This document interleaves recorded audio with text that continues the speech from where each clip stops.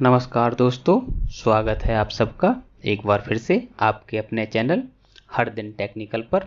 मैं हूं आपका दोस्त।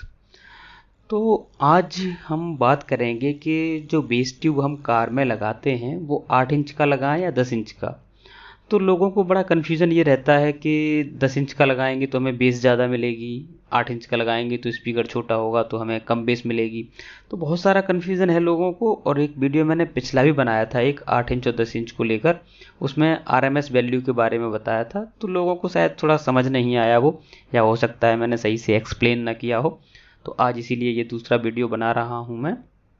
तो यहाँ देख लीजिए आप, ये जो बेस ट्यूब है फ्रीडो का, तो टोटल फ्रीडो पे ही बता दूंगा मैं आज, कि मैं खोल के रखे हैं कई सारे टैब, तो उनमें देख लेते हैं हम। तो सबसे पहले बात करते हैं बेस ट्यूब के एम्प की, जो सबसे मेन होता है वो देख लीजिए आप। ये इस तरह का बेस ट्यूब है और उसका एम्प है। सबसे ज़्यादा मेन पार्ट जो होता है वो होता है इसकी फ्रीक्वेंसी रेस्पॉन्स। ये 40 हर्ट्ज मिनिमम सपोर्ट कर सकता है और 200 हर्ट्ज मैक्सिमम यहाँ दिया है। और एक क्रॉसओवर स्विच दिया हुआ है, आप सिर्फ बेस चाहिए या आप फुल रेंज में बजाना चाहते हैं तो वो दोनों काम यहाँ कर सकते हैं। फिर वॉल्यूम दिया है। ये तो इसकी एक इमेज हो गई। अगला ये है जिसमें आप देख रहे हैं कि दो यहाँ मॉसफेट लगे हुए हैं। ये पावर सप्लाई में लगे होते हैं, जो 12 वोल्ट को 30-0-30 में कन्वर्ट करता है। उस सेक्शन का एक हिस्सा होते हैं मॉसफेट के जरिए ही ये 30-0-30 बनाता है सर्किट। और उसके बाद यहाँ देखेंगे आप तो आपको दो बोल्ट दिख रहे हैं जिसपे पीछे ट्रांजिस्टर हीट सिंक पे कसे हुए हैं। वो हमारे मेन ट्रांजिस्टर हैं या पावर ट्रांजिस्टर हैं जो एम्पलीफायर को आउटपुट देते हैं। मेन ट्रांजिस्टर यही होते हैं, इनसे हमारा आउटपुट वोल्टेज कैलकुलेट होता है। तो यहाँ देख लीजिए आप, इस तरह से ये लगे हुए हैं दो। और ये 30-55 का जो हमारा सर्किट होता है, और या 280-5200 वाला जो सर्किट होता है, उसी बेस पे बने हुए होते हैं। एक एनपीएन एक पीएनपी दो मिलके होते हैं, और मैक्सिमम ये 100 वॉट तक आपको डिलीवर कर सकते हैं। तो ये बात तो मैंने बता दी है। अब रिटर्न में देख लेते हैं कि क्या है इसका, क्लियरली क्या है देखते हैं। तो देखिए 12 वोल्ट डीसी लिखा हुआ है, और एक बार में एक सबवूफर आप चला सकते हैं। ठीक है। आरएमएस वैल्यू यहाँ 100 वॉट लिखी है। आरएमएस का मतलब होता है कि इस स्पीकर की जो रियल वोल्टेज है वो आरएमएस, सॉरी, इस एम्पलीफायर की जो रियल वोल्टेज है वो 100 वॉट ही है। आप लिखने के लिए लोग जब पीएमपीओ में लिखते हैं तो बहुत ज़्यादा शो होती है, वो ऐसा नहीं होता है। हमें आरएमएस वैल्यू देखनी होती है। बाकी पीएमपीओ वो कुछ भी लिखें उससे फ़र्क नहीं पड़ता हमें। और यहाँ देख लीजिए साफ साफ लिखा है कि आप 306.5, 8 इंच, 10 इंच ये स्पीकर चला सकते हो। अब आपको कन्फ्यूज़न रहेगा कि एक ही बोर्ड अगर सबको चला रहा है तो बेस में कहाँ अंतर आएगा।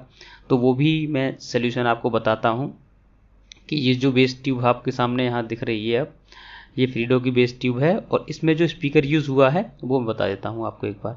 तो ये स्पीकर है, ठीक है। तो इसकी वोल्टेज भी अगर हम देखें तो आरएमएस पावर 117 वोट है, लगभग लगभग मैच कर रही है। तो थोड़ा बहुत अंतर है, उससे बहुत ज़्यादा फर्क नहीं पड़ता है।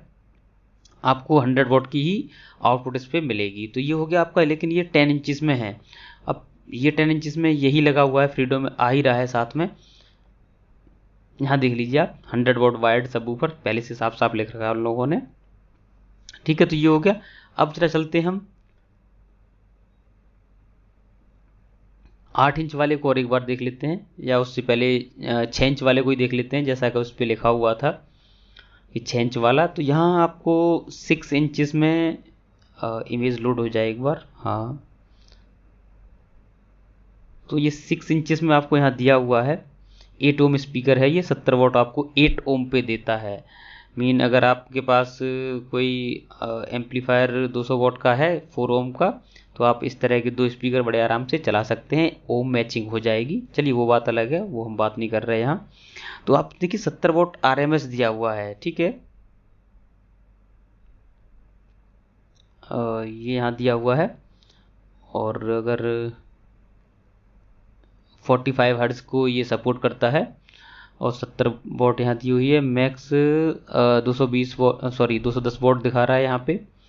और तो कहने का मतलब ये है कि हमें 70 वॉट यहाँ मिल जाएगा 6.5 वाले से। अब 8 इंचज़ वाले की अगर बात करें हम, तो 8 इंचज़ में ये स्पीकर दिया हुआ है जो आपको आरएमएस पावर 85 वॉट तक देता है, ठीक है। तो 85 ये हो गया, और 6 इंचेस वाला था वो 70 वॉट तक हमें दे रहा था। तो बहुत ज़्यादा अंतर नहीं है इनमें भी, क्योंकि 50 या 100 वॉट का अंतर जब आता है तो पता चलता है। लेकिन जो हमारी बेस ट्यूब होती है, ज़्यादातर बेस ट्यूबों में एक ही पेयर लगा होता है NPN और PNP ट्रांजिस्टर का, तो वो 100 वॉट तक ही क्लेम करती हैं। अब देखिए फ्रीडो का एक 8 इंच स्पीकर हम देख लेते हैं। तो यहाँ लिखा है फ्रीडो 8 इंच डुअल इनक्लोजर का दे दिया है, कुछ नहीं है इसमें। स्पीकर ऊपर दिखा दूंगा मैं आपको, स्पीकर है उसी का नीचे, ये मैंने निकाल के रखा था पहले से ही, टाइम ज़्यादा वेस्ट ना हो। तो यहाँ देखिए RMS power single coil 110 what लिखा है, ठीक है, 4 ओम पे। और DVC वायरिंग इन पैरेलल, अगर इसमें डुअल कॉइल वाला है तो 220 वॉट आपको मिल जाता है 2 ओम पे। तो 2 ओम हमारे लिए थोड़ा सा इजी नहीं होता, हर एम्पलीफायर में 4 ओम ही होता है। तो आपको 100 वॉट के 2 एम्प इसके लिए चाहिए होंगे, तब आप इसे आसानी से चला सकते हैं। एक बार आप स्पीकर भी देख लीजिए, ये स्पीकर दिया हुआ है यहाँ, ठीक है, और इसके कनेक्शन वगैरह दिए हैं। तो ये इस तरह का है।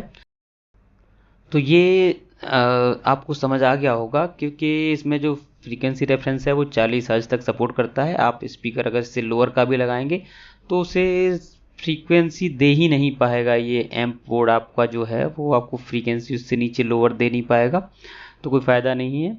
तो ये मेन अंतर था, हमें RMS वोल्टेज देखनी होती है 8 इंच और 10 इंच पे, कि हमें कितनी वोट RMS मिल रही है एम्पलीफायर बोर्ड से, और उतने ही वोट का हमारा स्पीकर है। तो फिर आपका साइज़ मैटर नहीं करता, क्योंकि हमें जो आउटपुट बेस मिलती है वो वोल्टेज के हिसाब से ही मिलती है।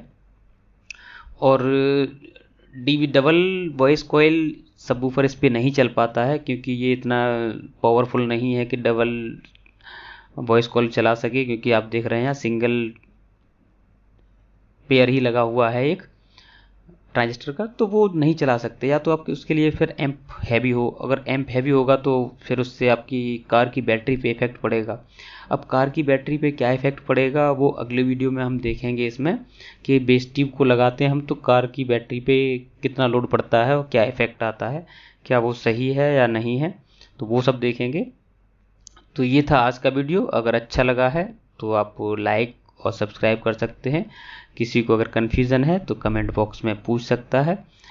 कोशिश मेरी यही थी कि आप लोगों को सही समझ आ जाए कि आप जो खरीद रहे हैं बेस ट्यूब, तो 8 इंच सही रहेगा या 10 इंच, तो उसमें आपको आज क्लियर हो गया होगा, क्योंकि 19-20 का फ़र्क हो सकता है बॉक्स के हिसाब से।